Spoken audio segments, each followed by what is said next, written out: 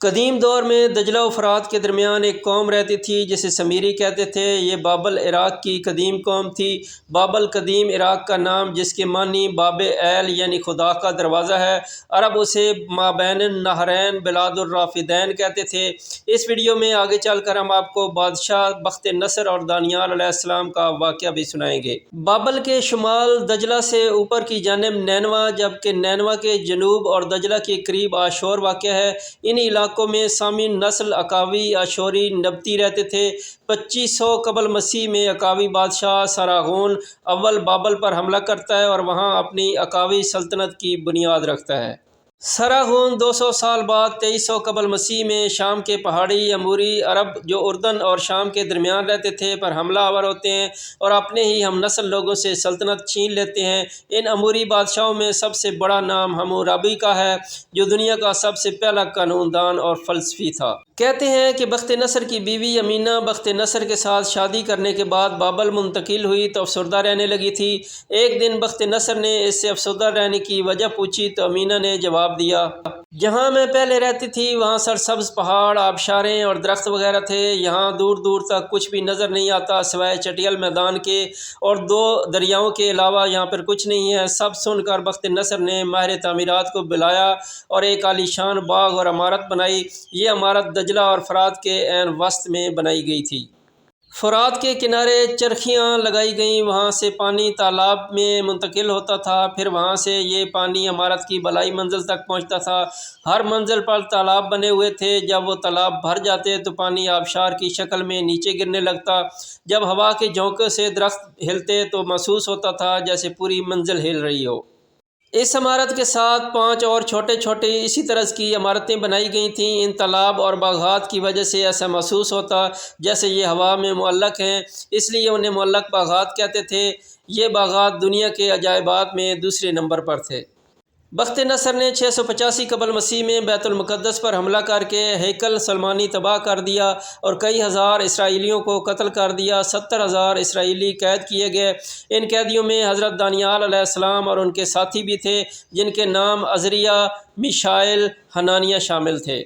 یہ انبیاء علیہ السلام کے وارث تھے۔ ایک روز بخت نصر ایک خواب دیکھتا ہے لیکن بھول جاتا ہے۔ صبح دربار میں تمام نجومیوں اور کہنوں کو بلواتا ہے اور پوچھتا ہے کہ بتاؤ میں نے جو خواب دیکھا اس کی تعبیر کیا ہے۔ اس پر نجومیوں اور کہنیوں نے کہا، جب تک آپ ہمیں اپنا خواب نہیں بتائیں گے ہم کیسے بتا سکتے ہیں کہ آپ نے خواب میں کیا دیکھا تھا۔ اس پر بخت نصر نے کہا، میں وہ خواب بھول گیا ہوں، اگر 3 دنوں میں تم لوگ مجھے خواب کی تعبیر نہیں بتائی تو میں سب کو قتل کر دوں گا۔ سب پریشان یہاں وہاں بھاگنے لگے اور بڑے بڑے نجومیوں سے رابطے کرنے لگے۔ ایک نجومی روتا ہوا قید خانے کے قریب سے گزر رہا تھا کہ کسی نے آواز لگائی، میں جانتا ہوں کہ تمہارے بادشاہ نے خواب میں کیا دیکھا۔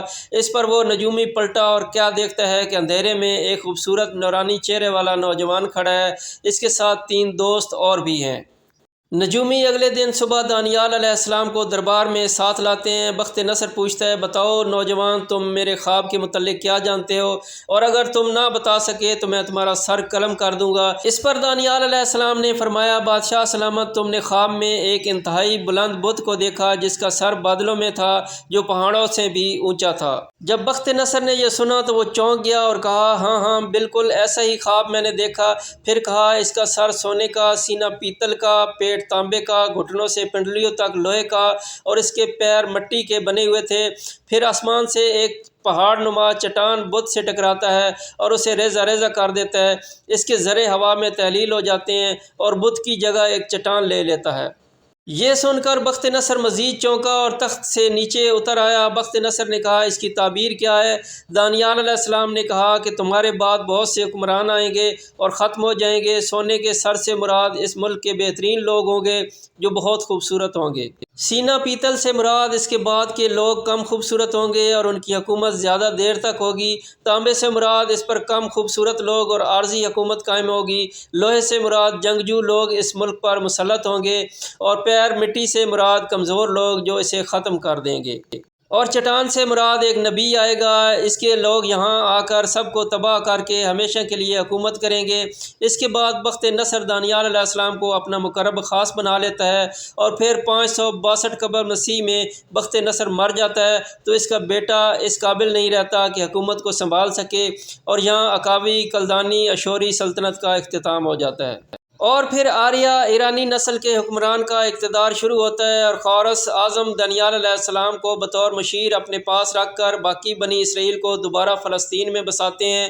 ہیکل سلیمانی کی دوبارہ تعمیر نو کی جاتی ہے۔ مورخین کے مطابق بخت نصر نمرود کلدانی کی نسل سے تعلق رکھتا تھا جو اشوری آرامی بھی کہلاتے تھے۔ مورخین نے نمرود کو نبتی لکھا کیونکہ نبیت معاش بن ارم بن سام کی اولاد سے تھے۔ آشور اور معاش آپس میں بھائی تھے۔ یہ ارم کی وجہ سے آرامی زبان بولتے تھے جو عربی زبان کی ہی ایک شاخ ہے۔ اس طرح کی مزید ویڈیو دیکھنے کے لیے آپ ہمارا چینل سبسکرائب کریں اور بیل آئیکن پریس کریں۔ Thanks for watching. اللہ حافظ۔